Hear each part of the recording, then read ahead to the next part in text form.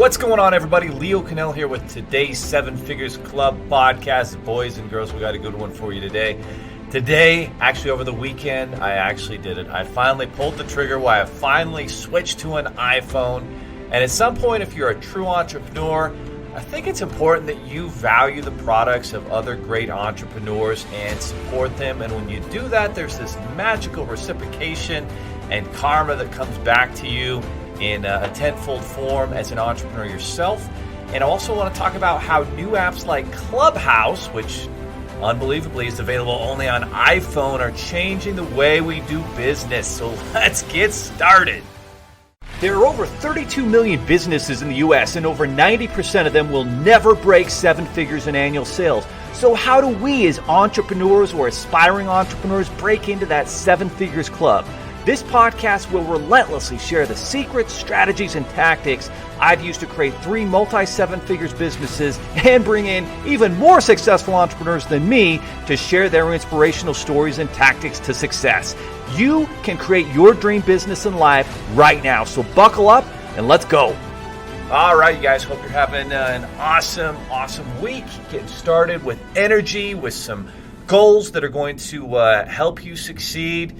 You know, every Sunday, which today's Monday for this podcast, but every Sunday I like to sit down, and I'm not doing it as much as I want to. Right now it's every 3 to 4 weeks. I'm trying to get it to where it's every week, where I sit down with my kids, my wife and I do, and we ask them, who do you want to be in life, and what are, you know, some different people that you like and respect and maybe would model your life after. And so my 17-year-old, he, you know, in the last couple years has gone full force into music, which is, you know, pretty unbelievable, because we started him at piano lessons years ago, and he didn't really like that. And all of a sudden, one Christmas 2 years ago, we bought him a guitar, and he's just been obsessed, which has been awesome, because if you know kids today, they usually get obsessed in the wrong things that don't lead to success. He went all in. He's been obsessed with music, became really good at the guitar. He can play all my favorite songs from the 90s, like Name by the Goo Goo Dolls and several others. And he also now is playing electric guitar. He bought himself a keyboard. He's now playing our piano. He's starting to compose music. And so his person that he would be okay having a life like and modeling after is Hans Zimmer, who is one of the great composers of film music that you've, you know, heard on The Dark Knight and The Dark Knight Rises, and a lot of Christopher Nolan films, Inception and Interstellar, and just a phenomenal guy Hans Zimmer is in terms of creating moods and music, and those movies would not be the same without the amazing music. And so Lucas is, you know, modeling after him, and my daughter, you know, wants to become an online influencer in the health and fitness space. And so she's been following this girl who started Blog-a-Lotties, and my daughter just registered Dance-a-Lotties because she's been dancing since she was 3, and she's got some great fitness and dance routines she's going to share with the world. And so just kind of cool the stuff that they're up to. But anyway, over the last few weeks, I've been realizing that I really need to make the switch from Samsung to iPhone. And so as I was contemplating, trying to get the pros and cons, for a lot of the people that I do business with, I would say the vast majority, probably 90%, do use an iPhone. They do use Apple products. And for whatever reason, the iOS system, I always found it to be not quite as functional, and you know, it just didn't make as much sense to me as the Samsung, you know, operating system did. And I think that Apple's made a lot of improvements and made it even more seamless to use these products and the different applications that are out there. But in the last few weeks, there's been a new social media app that's really come on called Clubhouse. And for a number of other reasons, it's just started to become really clear to me that I probably need to make this switch from a Samsung phone to an iPhone.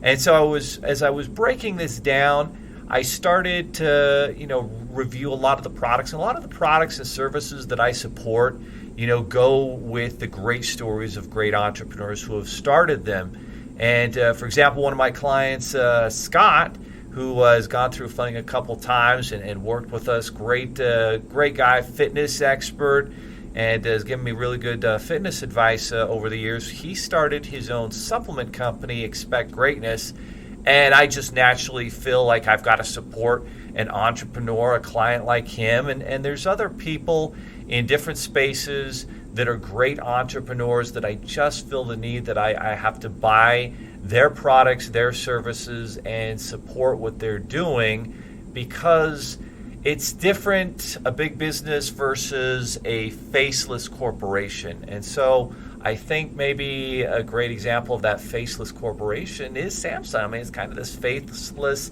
big conglomerate. Surely Apple has made strides towards that as well. But when you look at the core of Apple and what it stands for, there's certainly this entrepreneurial spirit. And as much as I, loved Steve Jobs' biography, and I've researched and followed him, and certainly Tim Cook has done a nice job of guiding Apple over the last, almost decade since, I think it is actually a decade since Steve Jobs passed away, and the great entrepreneur that he was, in spite of his personal imperfections. At some point, I'd rather support a company that's values and principles are much more entrepreneurial than a company whose values and principles are not. And so that being the case, I did pull the trigger, and I've been surprised at a few things. And I guess for a lot of you who've been using iPhones for years, you're probably not surprised by this fact. But the bottom line seems to be that the same applications that we all like and know and use on our phones, which could be Facebook, Instagram, YouTube, even our bank applications, Slack for our business, and so many other applications that we use, for whatever reason, these applications seem to function and work a lot better, which is funny, on an iPhone. And I don't know why that is. I don't know, why they seem to, work that much better, but they just do. They seem to look better, function better, they're easier to read. And so just kind of interesting how that seems to be the case. And the other thing that's even more odd as we started using my iPhone over the weekend is these new Samsung phones have way more megapixels, right? And so theoretically, the video and the camera should be much clearer, significantly more advanced and better than iPhone. And as I'm looking at it, I'm like, why in the world has iPhone not increased the megapixels on their camera? And so I'm kind of baffled by this. And I started to do, I did the pros and cons and research different comparisons of these different phones that are out there, especially the new Samsung S21 versus the new iPhone 12. And oddly enough, for some reason, the Apple camera seems to take better pictures. Why is that? I don't know. Probably because they focus more on the artistic stuff, the great videos, the great pictures, the great audio.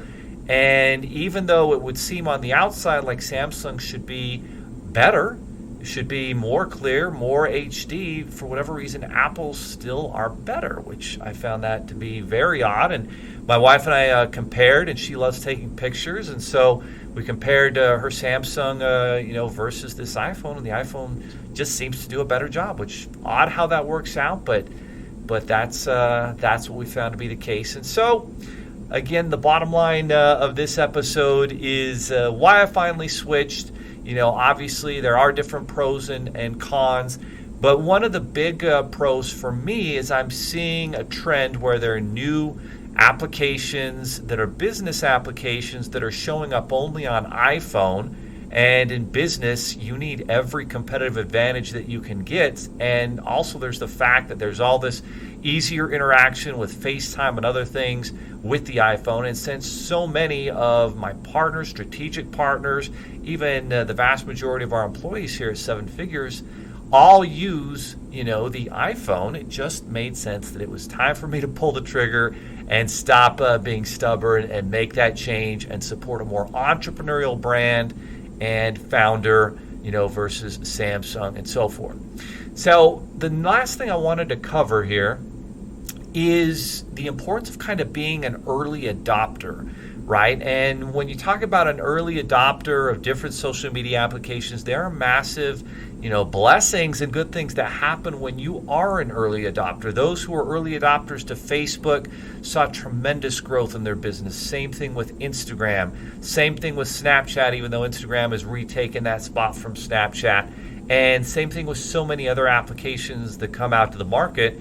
And one of the newest social media applications that's very business focused that's come out is called Clubhouse. And this Clubhouse application, what's really unique about it is it's not video, it's not picture, it's audio.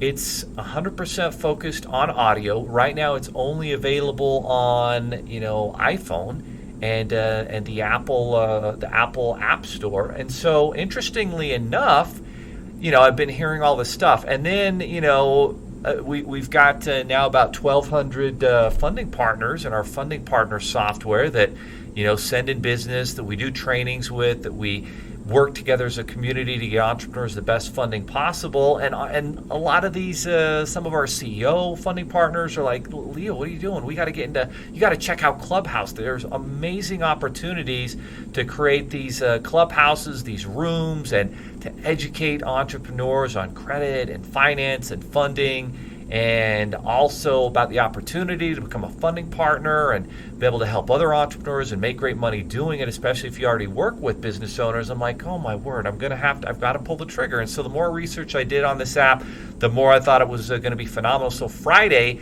my wife and I went in, I picked up the iPhone, we got a new tablet, a new iPad for our kids, and came home, and I'm making the transition.